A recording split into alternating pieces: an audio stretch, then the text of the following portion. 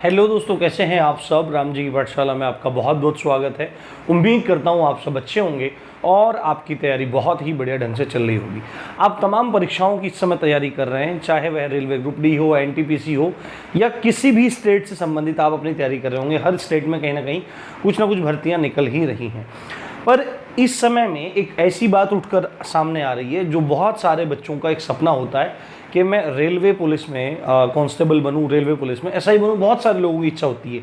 कुछ लोगों की इच्छा होती है कि मैं अपने स्टेट में, जैसे यूपी पुलिस में, बिहार पुलिस में, एमपी पुलिस में या राजस्थान पुलिस में, कहीं भी पुलिस में अपना अधिकारी बनूं। और कुछ लोगों की स्पेशल इच्छा होती है कि मैं रेलवे पुलिस में अधिकारी बनूं। तो आप सबको पता है कि ये बात बहुत ज़्यादा उठ रही है कि भाई रेलवे पुलिस की वैकेंसी आने वाली है, रेलवे पुलिस की वैकेंसी आने वाली है। तो इस वीडियो में इस बात का विश्लेषण करने वाले हैं कि भाई कितनी सच्चाई है इस बात में कि रेलवे पुलिस की वैकेंसी आ रही है, नहीं आ रही है, और कितने पद हैं। क्योंकि पदों के ऊपर बहुत ज़्यादा डिस्कशन हो रहा है कि भाई इतने पद हैं, ऐसे है, ऐसे है।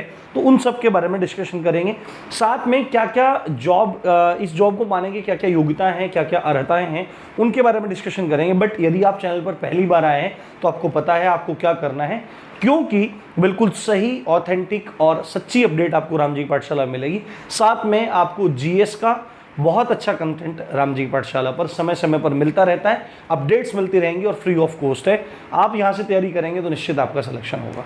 तो मैं डिस्कशन करना शुरू करता हूँ। सबसे पहले तो मैं आपको एक बात बता दूँ, जो बात सामने उठकर आ रही है वो ये आ रही है कि भाई सब इंस्पेक्टर कांस्टेबल। आप में से बहुत सारे लोग ऐसे होंगे जिनको रेलवे पुलिस का पता होगा पर और ज़्यादा जानकारी इस क्षेत्र में नहीं होगी।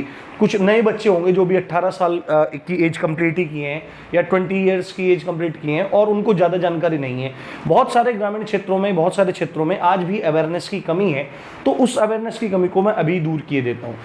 एक फोर्स का नाम है आरपीएफ। आपने देखा होगा रेलवे स्टेशन पर जब आप जाते हैं तो आपको दो तरह की पुलिस देखने के लिए मिलती है। एक आरपीएफ देखने के लिए मिलती है जिसका नाम है रेलवे प्रोटेक्शन फोर्स, जो रेलवे को प्रोटेक्ट करने का काम करती है। आपने देखा होगा जब आप स्टेशन पर जाते हैं तो वहाँ पर भी आपको सुविधा देखने को मिलती है। साथ में आपको सुविधा देखने के लिए मिलती है किस चीज़ की, आपको सुविधा जब आप ट्रेन में स्लीपर डब्बों में जा रहे होते हैं तो वहाँ पर भी पुलिस वाले गश्त लगाते रहते हैं सुविधा के लिए, कोई चोरी चकारी ना कर ले, कोई प्रॉब्लम क्रिएट ना कर दे। तो वहाँ पर भी जो पुलिस होती है वो यही पुलिस होती है, यही इस पुलिस का काम है। स्टेशन पर रेलवे में लॉ एंड ऑर्डर को मेंटेन करना, अपराधों को कम करना, उनको सबको रोकना। और एक पुलिस होती है जीआरपी, ठीक है ना। जीआरपी क्या होता है? जीआरपी उस पर्टिकुलर स्टेट की पुलिस का ही योगदान होता है रेलवे के लिए, ठीक है। वो स्टेट की पुलिस होती है। पर ये जो जॉब है आपकी सेंट्रल गवर्नमेंट की जॉब है, यानी कि तनख्वाह आपको बहुत बढ़िया मिलने वाली है, रेलवे की जॉब है। अब इसमें जो बात चल रही है कि एसआई के, सब इंस्पेक्टर के और कांस्टेबल के पद आएंगे, ये बात है। परंतु कब आएंगे ये किसी को नहीं पता। सब ऐसे ही लगे हुए हैं, क्योंकि लास्ट वैकेंसी कब आई थी? लास्ट वैकेंसी आई थी सन 2018 में। और 18 के बाद बच्चे मतलब सेलेक्ट हो गए, सब काम हो गया, सब उनका कंप्लीट है, वो अपनी जॉब्स कर रहे हैं। बट अभी क्या हो गया, 3-4 साल बीत गए तो लोगों ने एजम्पशन लगाना शुरू कर दिए हैं कि भाई वैकेंसी आएगी, भाई वैकेंसी आएगी। पर इसके अभी कोई पुख्ता प्रमाण कहीं भी नहीं है, ना ही कोई नोटिस है, ना ही कहीं अखबारों में कोई जानकारी है, ठीक है। और पदों के बारे में लोग बोल रहे हैं कि भाई पद इतने हैं, पद आपके 20,000 हैं, कोई 25, कोई 15 बोल रहा है, कोई 10 बोल रहा है। तो आपको मैं एक बात बता देता हूँ, एक चीज़ छोटी सी मुझे पता लगी है, अभी पदों का कुछ पता नहीं है, परंतु ऐसा हो सकता है कि आपके पद बहुत जल्दी देखने के लिए मिले। बट आपको मैं एक बात बताता हूँ, रेलवे के लिए एनटीपीसी सिरदर्द बना हुआ है, आपको पता है। एनटीपीसी का ही अभी कुछ नहीं हो पाया। उसके बाद दूसरा बड़ा सिरदर्द है ग्रुप डी का, ठीक है। ये एग्जाम कराना ही किसके लिए चैलेंजिंग हो रहा है? रेलवे के लिए। तो पहले जब ये एग्जाम निपटेंगे उसी के बाद आपकी आरपीएफ की वैकेंसी देखने के लिए मिलेगी। ये बात मैं आपको बता रहा हूँ, ठीक है। हो सकता है कि इस बीच में देखने के लिए मिल जाए, पर उसके चांसेस बहुत ज़्यादा कम है।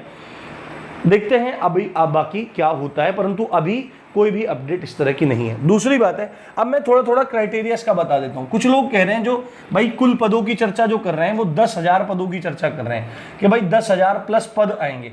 तो आपको मैं बता देता हूँ, चलो मान लेते हैं कि 10,000 प्लस पद आएंगे। तो इन 10,000 प्लस पदों में लगभग 9,000 पद आपके किसके हो सकते हैं, आपके हो सकते हैं कांस्टेबल के, और 1000 प्लस पद आपके एसआई केस में हो सकते हैं। ठीक है, हो सकते हैं ये भी, क्योंकि कोई भी ऑफिशियल डेटा नहीं है। इस मिथ का खंडन भी करना है और आपको साथ के साथ जानकारी भी दे देनी है कि ये वैकेंसीज भी इन फ्यूचर आपको देखने के मिलेंगी, संभवतः 2022 के एंड तक भी ये देखने के लिए मिले। पर आप में से जिनको इनके बारे में नहीं पता है उनको जानकारी मैं दे देता हूं। योग्यता क्या है, शैक्षणिक योग्यता की अगर बात करें तो कांस्टेबल के लिए यदि आपने 10वीं पास कर रखी है तो आप इसके लिए अर्ह हैं, एलिजिबल हैं। और एसआई के लिए आपको स्नातक होना जरूरी है, यानी कि आपने BA, BCom, BSc, BBA, BCA, ठीक है ना, बीए, एलएलबी, ठीक है, आपने बीटेक, आपने बीआर्क, आपने कुछ भी बैचलर में कर रखा है तो आप वहां पर इसके लिए एलिजिबल हो जाएंगे। एज की अगर मैं बात करूं कांस्टेबल में 1 जुलाई जिस भी वर्ष भर्ती आएगी, अगर लोग बोल रहे हैं 2022 में आएगी, तो 1 जुलाई के अकॉर्डिंग आपकी एज कांस्टेबल में 18 से 25 वर्ष होनी चाहिए। ये बात आपको पता होना चाहिए, 18 से 25 वर्ष। और एससी, ओबीसी और एसटी के हिसाब से आप रिजर्वेशन देख सकते हैं। ओबीसी को 3 साल का रिजर्वेशन मिलता है, यानी कि 18 से 28 हो जाएगा, और एससी एसटी को 5 साल का रिजर्वेशन मिलता है, तो ये 18 से 30 वर्ष हो जाएगा। और इसमें एसआई वाली में 1 जुलाई 2022 को अगर इस बार भर्ती आती है इसी वर्ष, तो 1 जुलाई से काउंट होगा, तो आपको 20 से 25 साल के बीच में होना पड़ेगा। ठीक है, 20 से 25 साल के बीच में आपकी एज होनी पड़ेगी। एससी, ओबीसी हैं तो 20 से 28 हो जाएगा, एससी एसटी हैं तो 20 से आपका 30 हो जाएगा। ये आपको ध्यान रखना है। गर्ल्स के लिए कोई स्पेशल इसमें छूट नहीं है। अब बात करते हैं, बात अगर करें तो आपका कांस्टेबल में और एसआई में कोई भी अंतर नहीं है। अगर आप कांस्टेबल में तैयारी कर रहे हैं, कुछ गोरखास के लिए थोड़ा सा अलग भी हो सकता है, अलग है वो, जब भर्ती आ जाएगी तब डिटेल देख लेंगे। पर एक मोटा मोटी देखा जाए तो मेल के लिए कांस्टेबल में 165 सेंटीमीटर हाइट होना चाहिए, और चेस्ट का एक्सपेंशन, नॉर्मल चेस्ट 80 सेंटीमीटर होना चाहिए, और एक्सपेंड करके फुला करके वो 85 हो जाना चाहिए, यानी कि 5 सेंटीमीटर फुलाव होना चाहिए। फीमेल के लिए 157 सेंटीमीटर है, और चेस्ट का मतलब ये क्राइटेरिया उनके लिए है ही नहीं। ठीक है, महिलाओं के लिए सामान्यतः होता नहीं है, पर वन विभाग में जरूर ये चीज़ें रहती हैं। एसआई में भी सेम ही है, मेल के लिए 165 और चेस्ट का 80 और 85, और फीमेल में only and only height 157 centimetres. अब बात करते हैं फिजिकल की, क्योंकि फिजिकल बड़ा ज़बरदस्त होता है। फिजिकल के बारे में आपको बताता हूँ मैं, एक बार आप ध्यान से देखिए फिजिकल के बारे में, क्योंकि स्पेस थोड़ा कम है तो बार बार मिटा मिटा करके ही चीज़ें दिखाई जा सकती हैं। देखिए आप, क्षमा चाहता हूँ, ये देखिए सब इंस्पेक्टर में अगर बात करें, ठीक है ना, मेल की अगर बात करें और यहाँ पे फीमेल की बात करें, तो सब इंस्पेक्टर इसमें 1600 मीटर की दौड़ होगी, और फीमेल में सब इंस्पेक्टर में 800 मीटर की दौड़ होगी। इस दौड़ को मेल को पूरा करना पड़ेगा 6.5 मिनट में, ठीक है, 6.5 मिनट में, और फीमेल को इस 800 मीटर की दौड़ को कंप्लीट करना पड़ेगा 3 मिनट 40 सेकंड में। ठीक है, वही जो सीपीओ में रहता है, सीपीओ का एग्जाम होता है उसी में सेम रहता है।